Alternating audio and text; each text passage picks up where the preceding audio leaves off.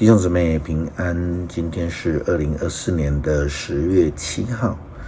今天的经文是诗篇112篇，申命记22章13节到30节，哥林多前书第7章第1节到第9节。今天要跟大家分享的主题是贞洁。前不久，台北中会的牧传会在北投教会举行了聚会。会后，我们有一位师长带领着我们去北投地区踏查古迹的巡礼。有一个景点叫做周世节效坊，这个贞节牌坊，这是在清国时代所立的牌坊，这是古早时代的贞节观念所立下的。也就是说，过去对于所谓的寡妇呢的要求跟标准，无论她的先生是多么年轻就去世，一个寡妇能够坚持不再嫁，就足以被立贞节牌坊予以表彰。当然，先决条件也是要家中必须是富有的，而且是有地位的，才会获得当守候当政者的注目，或者是说这样子的一个氛围是上流社会寡妇众所注目的一个焦点，变成是他来自社会阶层的压力，这是非常的大。我们来思想圣经的教导，在申命记22章13节到30节，对于那种婚姻或是两性的伦理标准有这样子的说道。有人结了婚，后来不喜欢他的妻子，说话损害他的名誉，指控他在成婚之夜已经不是处女。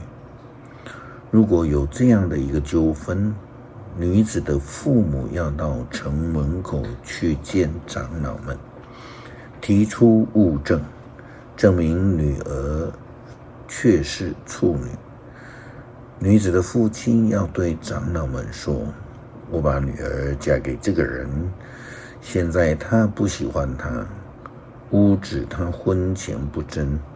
其实我这里有物证可以证明她是处女，你们看看这块初夜用的床单吧。那城的长老就必须惩罚这个丈夫，并罚他100个银元，把钱交给女子的父亲，因为他侮辱了以色列的处女。此后这女子仍是他的妻子，他终身不能离弃他。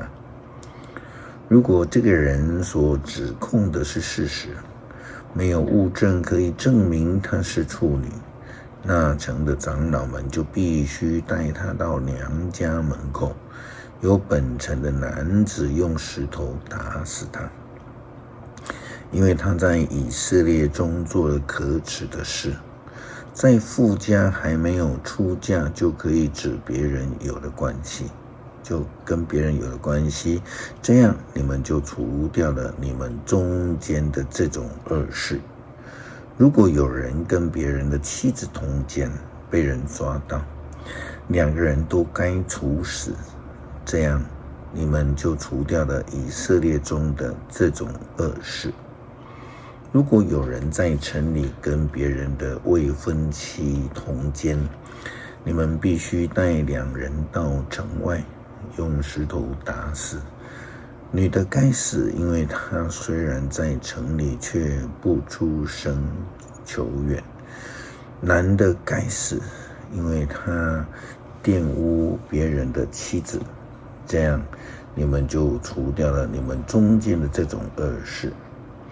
如果有人在野外强奸了别人的未婚妻，只有那男人该处死，你们不可伤害那女子，她并没有该死的罪。这种案件跟人在野外被谋杀相同，这个男人在野外强奸她，她呼救也没有人会来救她。如果有人强奸了还没有订婚的处女，就被人抓到了，他必须付给女子的父亲50个银两做聘金，娶她做妻子，终身不能离弃她，因为他强奸了她。人不能和他的继母同房，玷污了自己的父亲。上帝借着摩西颁布的律法，对于婚姻的重视是非常严格的。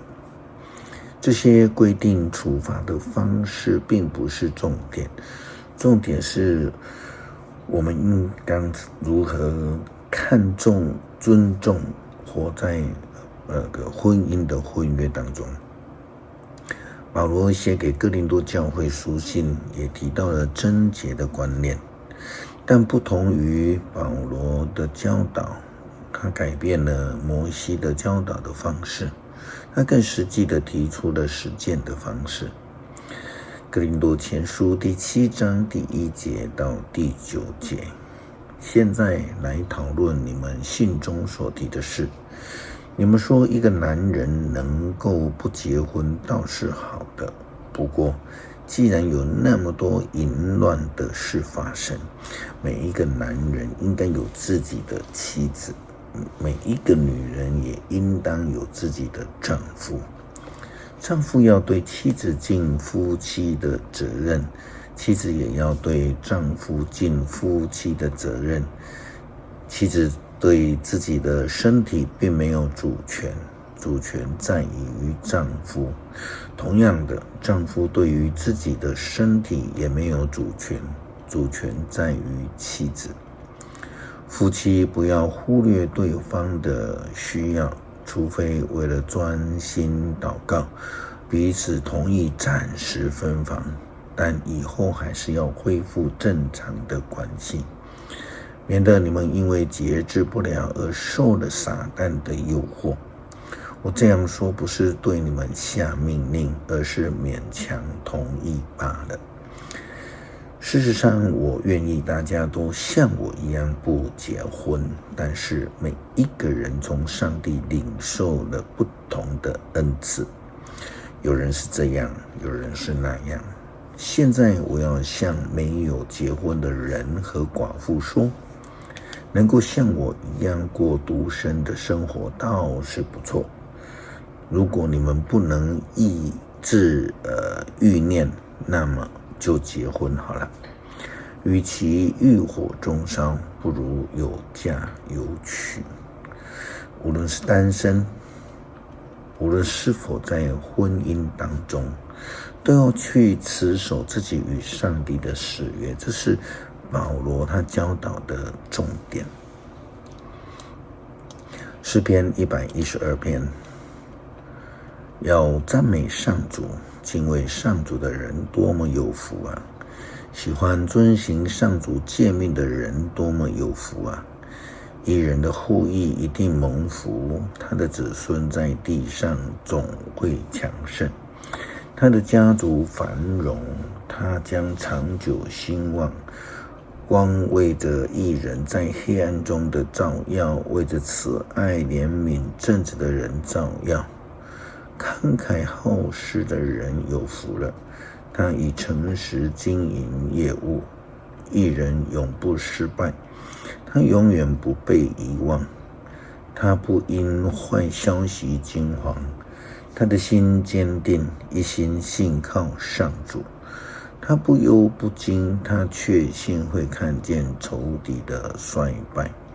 他慷慨周济穷苦人，他的仁义永存，他将强盛，受人敬重。邪恶的人看见义人强盛而苦恼，他们咬牙切齿而灭亡，他们的希望将归幻灭。主啊，我们恳求你的帮助，我们在生命当中能够持守誓约，让我们持守与你与婚姻的誓约，让我们自己能够看重所决志、所约定的，使我们能够成为一位信实的实践者。祷告奉主耶稣基督圣名求，阿们。